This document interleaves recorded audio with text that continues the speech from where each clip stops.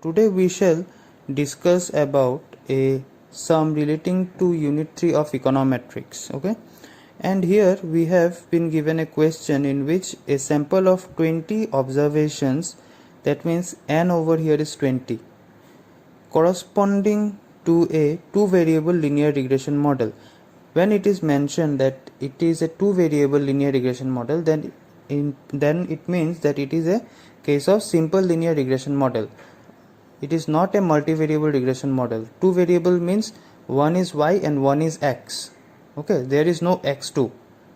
So there is one explained variable and one is explanatory variable. Okay, so there are only two variables. Do not consider it to be a multivariable model.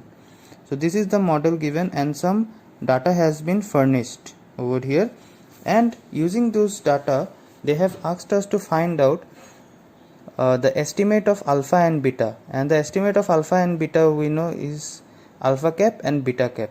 And after finding out the values of alpha cap and beta cap, we will further try to find out variance of alpha cap and variance of beta cap.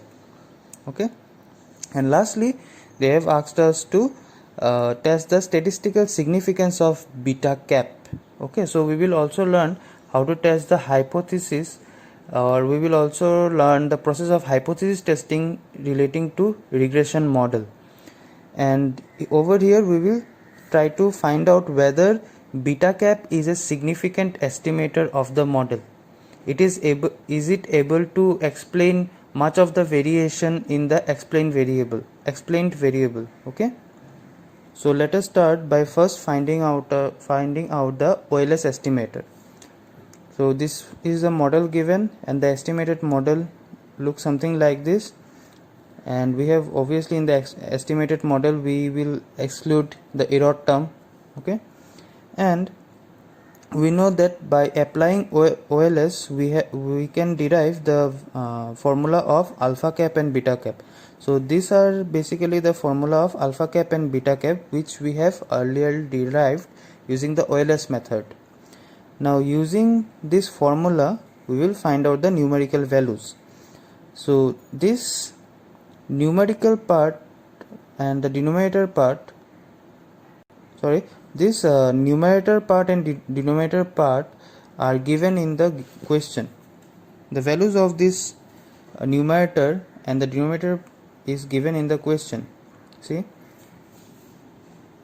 it is the numerator part is equals to 106.4 and the denominator part, that is this, is equal to 215.4. So what we will do, we will just substitute the value of this numerator and denominator, and we will find out the beta cap. So we have found out the beta cap to be 0.49. Then what we will do, we will try to find out the alpha cap. Remember, you will always have to find out beta cap first, because in finding out alpha cap you need beta cap. Okay, so try to find out beta cap first, and the rest part, that is y bar and x bar, can also be found out using the formula. We know y bar equals to summation y by n. N over here is 20, and summation y, the value of summation y is given over here 21.9. Okay, so y bar has been computed to be 1.095, and x bar in the similar fashion has been computed to be 9.31. Okay, so after deriving the value of y bar, x bar and beta cap, we can substitute their value and find out the value of alpha cap. And as we have find out the values of alpha cap and beta cap, we can substitute them in the regression line, and this is our estimated regression line. Okay, so we are done with the first part of the question, that is to find out the values of alpha cap and beta cap. The next part deals with the finding the values of the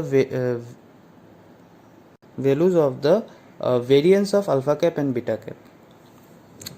Now this is the formula for finding out the variance of alpha cap and variance of beta cap. So these are the two formulas. Okay, so in the formula x bar can be found out. We have already found out x bar. We will just have to square it. We know n equals to 20, and here the term sxs basically is summation capital X minus x bar whole square. So this term has been denoted by small x's, okay, and the value of this term has also been given in the question. And lastly, this term. Now this term is unknown to us, so we have to first estimate or find out the value of this term. This sigma u cap square term can be found out using the formula RSS by degrees of freedom. Okay, so RSS by degrees of freedom. Over here we know that there is a relation between TSS, ESS and RSS. Means total sum of squares equals to exponent sum of squares plus residual sum of squares. And from this relation we can find out the value of RSS equals to TSS minus ESS. So what we have done, we have substituted the value of RSS as TSS minus ESS. And how the degrees of freedom is determined. Now degrees of freedom is determined by the following formula. Say your number of observation is n, or over here we have 20, and how many estimator do we have to estimate? In the model you have to estimate alpha, which is we have to estimate alpha cap, which is an estimator, and beta cap. So for estimating in the model we have to estimate two estimators. Okay, so what we will do, we will just subtract 2 from the total number of observations. So you can write it as n minus 2, or you can write it as directly 18. So this has been done over here. This n minus 2 is nothing but the degrees of freedom. Okay, and TSS can be written as SYY. Now SYY implies summation capital Y minus y bar whole square. Similarly, ESS can be written as beta cap SXY, and XY can be written as summation x minus x bar into y minus y bar. Okay, so this is basically the covariance term. See, and the value of these terms have been given in the question. This is basically SYY, and this is basically SXY. Okay, so we will substitute the value of these terms in the formula, and we will derive the value of sigma u cap square, and it came out to be 1.93. So after deriving the value of sigma cap square, we will just put it in the main formula of variance of alpha cap, and we will derive the value of variance of alpha cap. And in addition, you might be asked to find out the standard error of the alpha cap too. So in the question it is only given to find out this value. However, I would suggest you to also provide the examiner with this information also. And it is very simple over here. The formula for finding out the standard error of alpha cap is very simple. You just have to take the square root of the variance term. Okay, so we have just taken the square root of the variance term to determine the standard error of alpha cap.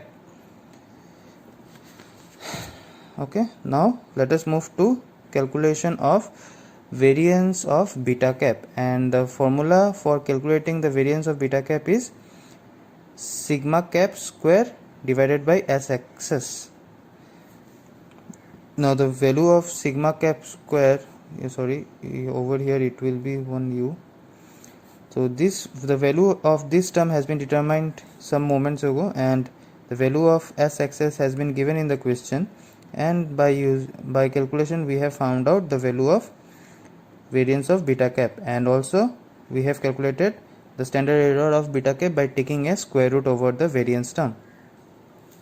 Okay, Lastly, we have not been asked to determine the r square, but I am trying to show you how to find out the value of r square. R square over here basically implies goodness of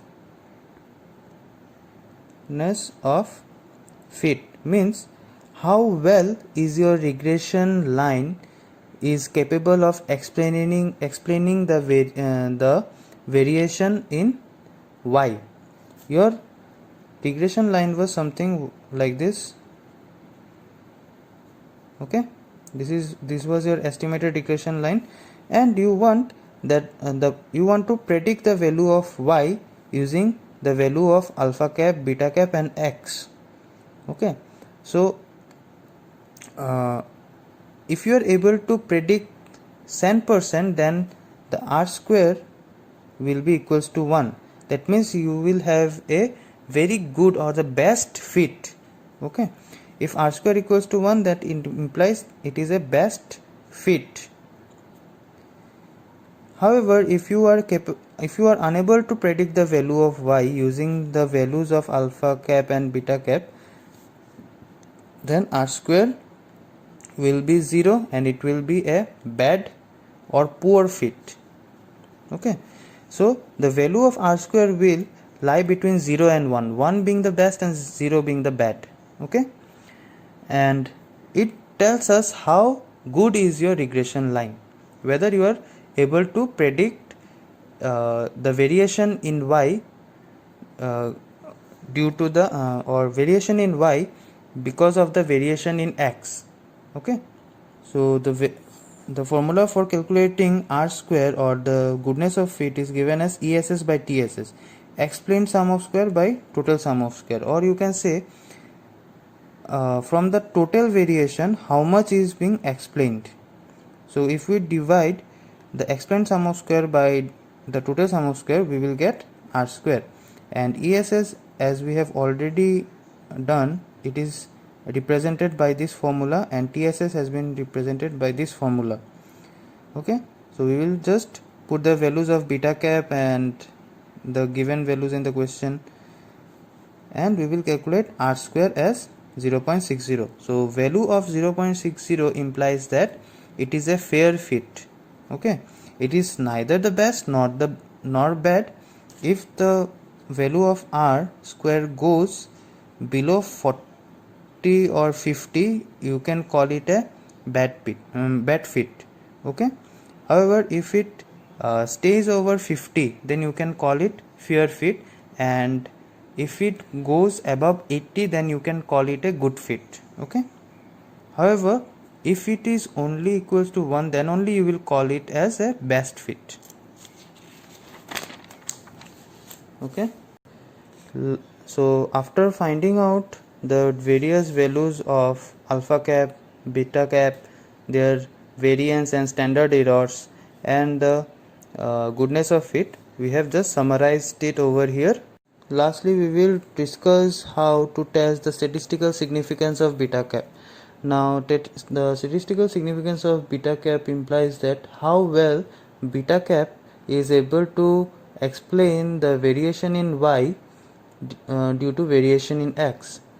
Okay, or you can say how well it is capable of explaining the impact of x upon y. Remember, beta cap always captures the marginal impact of x upon y. So here we will study whether it is a good explainer or whether it is a good estimator or not. Okay, so the testing begins by establishing the null hypothesis and the alternative hypothesis. So we all know that null hypothesis is a hypothesis of no difference or not significance. So we have considered that beta cap is not a significant estimator of the model. Okay, and in the alternative hypothesis we have considered that beta cap is a significant estimator of the model. So if and only if the null hypothesis is accepted, then we will say that beta cap is not a good estimator, it is not a significant estimator, it is not capable of explaining the variation in y due to variation in x. Okay, however, if alternative hypothesis is accepted, we will conclude that yes, we have a fair good estimator and it is capable of explaining the a majority variation in y due to variation in x. Okay.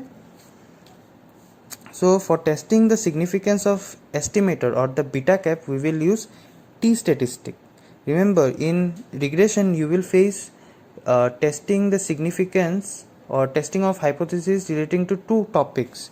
One is testing the significance of a estimator or beta cap, and another one will be testing the significance of the entire model. Okay, so when we will test the significance of the entire model, we will refer to f test. Okay, and when we study the statistical significance of a particular estimator, we deal with t statistic. Okay, so over here this is the t statistics, beta cap minus beta divided by standard error of beta cap, and it follows t n minus 2 degrees of freedom. Now I have explained why n minus 2. N basically implies the total number of observation minus the number of estimators that have to be determined.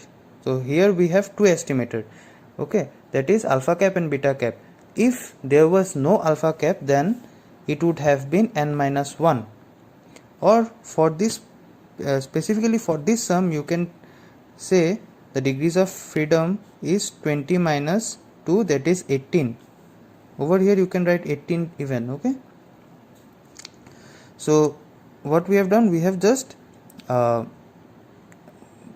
imposed the value or substituted the value of the different terms, and we have calculated the value of t statistics and we found it to be 5.21.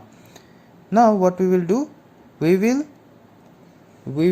now find out the value or the tabulated value of t statistics relating to 18 degrees of freedom and 5% or 1% level of significance. So if in the question it is not mentioned which level of significance to be considered, just test the value relating to 5% level of significance. Okay,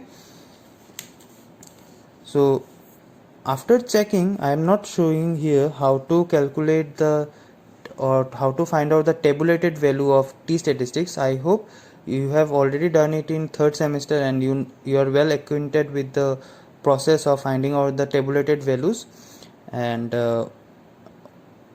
after finding out the values of the tabulated t values, we have found out that our t statistic, the calculated value of t statistics has the calculated value of t statistics is greater than the tabulated value, and under this case what we do, we reject the null hypothesis and we will accept the alternative hypothesis and tell that beta cap is significant. Okay, that means the beta cap that we have used or we have determined is capable of finding or is capable of explaining a fairly good amount of variation in y due to variation in x. Okay.